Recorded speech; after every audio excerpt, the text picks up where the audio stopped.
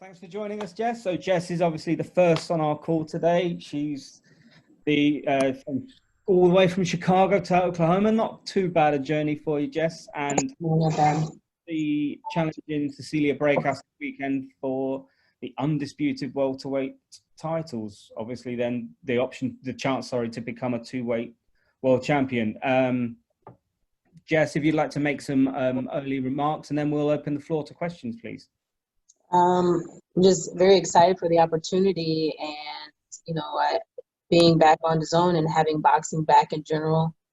The fans are very excited. I think we're getting a lot more fans because a lot of other sports are up and down, in and out. So it's really time to put on a show, and that's exactly what I plan to do on Saturday.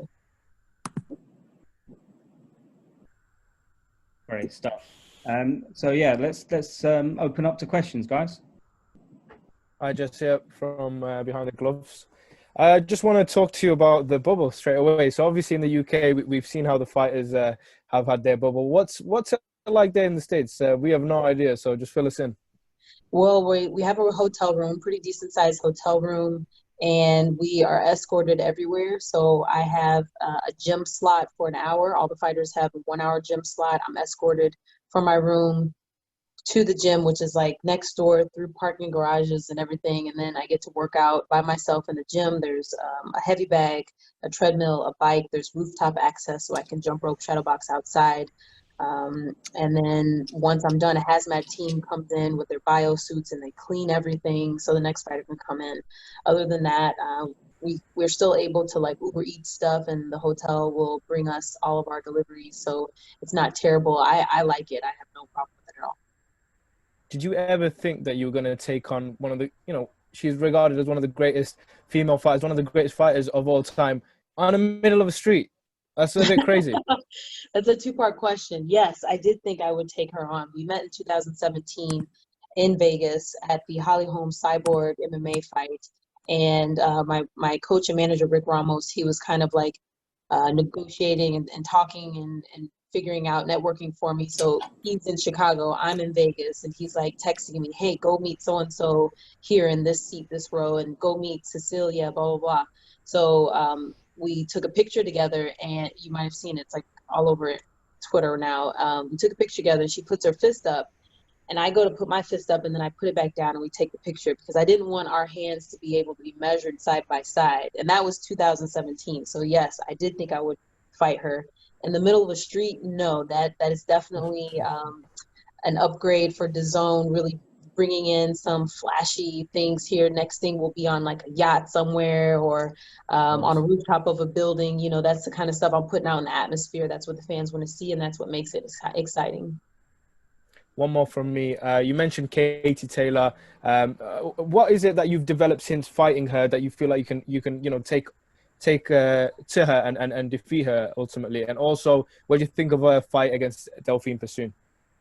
I was at the fight in New York against Delphine Persoon. It was a very close fight. I think Katie might have underestimated her a little bit. Delphine has always been a very roughhousey, aggressive fighter, and I don't think that was realized until punches were thrown and landed. But very close fight. And we'll have to see what they've learned from each other for this next fight and see who comes out on top. I've learned things from each fighter that I fought, especially at this level. I mean, I have 10 fights under my belt. 6 fights were for a title. And that's just kind of massive accolades for such a young fighter, young in the game. So every time I fight somebody, I learn, different angles and different, checks and different things from everybody. And it helps you become stronger and faster. Awesome, Jess. All the best. Thank you so much. JR Bell next, please. Yes, we have JR Bell here. Hello. Just seeing here, hopefully everything is all well in Chicago. I heard that there was like a big storm, tornado thing over there, so hopefully everything is well there. My first question to you is, what does it feel like to, potentially make history, being from a unified champion at super lightweight to becoming potentially the undisputed welterweight champion of the world? A lot of different things that we've done in my career have been history making, like the first female to headline in Chicago and first female to fight on DAZN, you know, so those are the things that we're looking for. So it's not really a surprise or a shock when those things come to fruition, and we just look to pile on more and more and more. So to become, you know, undisputed at 147, that's the goal, and we're going to hit that mark, and then we're going to go on to the next. So it's very exciting, to say the least. And like I said, we just have more goals after that. Now, speaking of those goals, you kind of like mentioned that in reference to having a potential rematch with Katie Taylor, which could be, you know, undisputed versus undisputed, or, you know, against, you know, Clarissa Shields, the next division up. So, like, how is it to like say that, oh, I'm ready for greatness, so I want to face, you know, those that are among the best in the pound for pound there in boxing?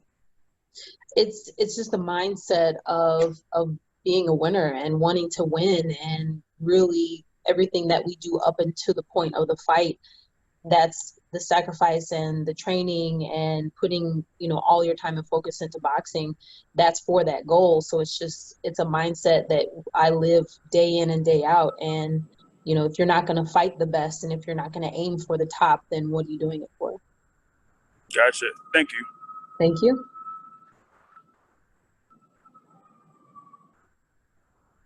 Any more questions, please, guys?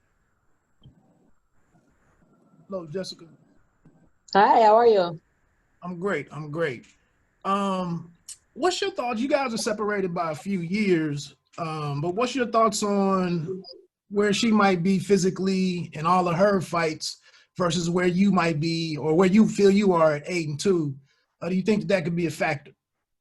I definitely think that could be a factor when it comes to fighters and the number of fights that they've been through.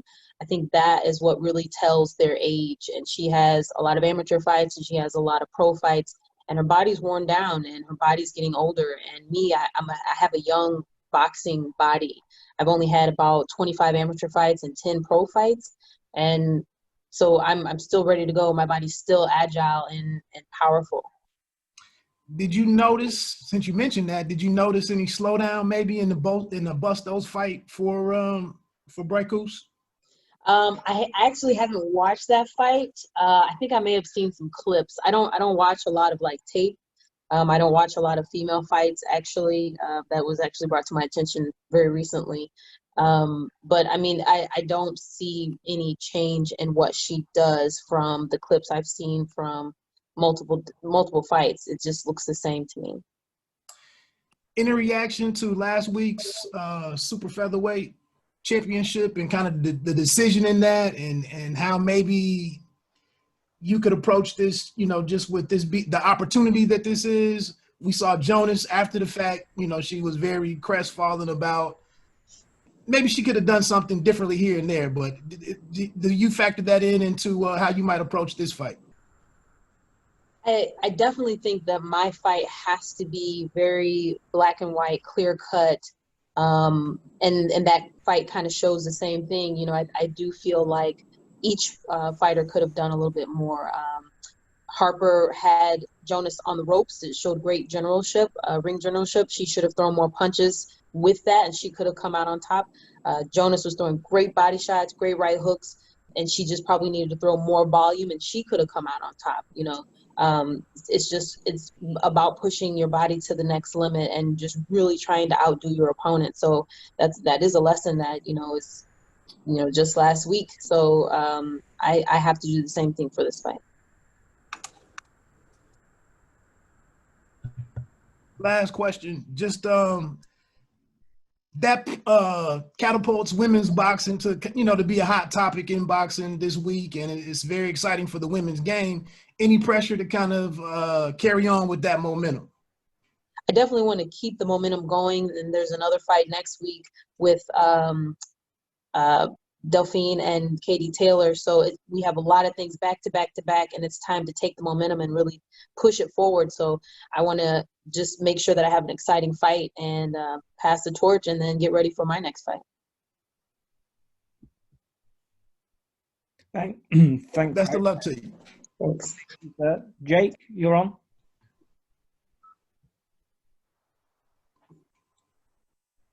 Can you hear me okay?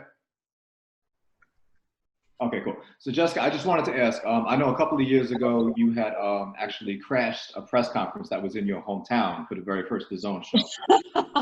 Eager to get on that show. At that time, did you even expect, never mind to be a regular participant on this series, but now you're the first female ever to headline on it? I did crash it, but I did get like a side invitation. I just was told to show up. So I showed up. And that's where all the magic happened. Eddie came over and talked to Rick Ramos, my manager and trainer, and said, what do you guys want to do? And we said we wanted to fight. And it just escalated from that point of, okay, let's do a fight. And then phone calls later, it was, we want to fight for the WBC. So that was a big step, a really big step. And ever since, we've just been taking those large leaps and big steps to continue to make history and continue to get the belts. And that's what Saturday is all about. Definitely. How much has it like inspired your own life? Because I know like you work full time and then you also do boxing full time. So just how much has it like changed your life on both levels? I think it's really pushed me to just kind of take charge and just don't look back, you know, work hard, make your decisions, push forward, and just own it, own everything. And I really push that thought onto the females that I train with. You know, it's okay for them to make mistakes because I'm here to help and Rick is there to help. So I just tell them to own it and figure it out and take that leap and step in. And if you mess up, you mess up, but it's going to be okay. So I think that's a lot of what boxing has taught me, just go and own it. All right, very cool. I'll let everyone else get in. Thank you so much, Jessica. Thank you, Jake. Okay, guys, any more questions for Jess? Yes, I have 2 questions actually. Okay. Hi. Hi. So I know that you mentioned that, you know, you believe that this fight will lead to more mega fights. So who would you want to fight in the future? Of course, there needs to be a Mccaskill Taylor too. And then we've talked to Amanda Serrano's team. We're both really excited to make that happen. And then there's so many other females that are coming up, and it just kind of depends on the time and the place and what comes into action after that. But those are 2 of my main fights on my list. Speaking of, you're headlining this match, so how does it feel? Oh, it's great. We've headlined before, so it's not like a new feeling or anything. It is exciting because this is a really big fight, so it kind of feels like it should have been that way from the beginning, but now we're in that spot. So now we have to make it exciting. Absolutely. So with COVID pandemic, how has it changed your training? Has it made it more difficult? Has it made it more easier? What switch-ups did you have to make? It's been so much easier. I'm able to work remotely from my investment banking job. So I just work from the gym. I spend probably 99% of my time at the gym. So we train in the morning and then I clock in at 6 a.m. So I'm at the gym. I set up my little desk and my laptop and everything. The girls are in and out. We all are required to work out like 2 or 3 times a day, depending on the day. So they're in and out, and I can just function from the gym and get my training in. You know, I can go jump on the treadmill real quick and then come back to my laptop. So training has been really easy, just cutting off a lot of the commute that I normally do. So I don't have a problem with the bubble, especially because we're just trying to make sure everybody is safe and staying healthy. So I'm doing my part. Thank you so much. Thank you, Ivy. Great, guys. Thanks so much, Jess. I think we'll let you go now, and because we don't want to create too much beef with your opponent just about to join us shortly. So we'll let you get back to it, and we'll admit Cecilia soon. She's just about to log on. Thanks so much, Jess.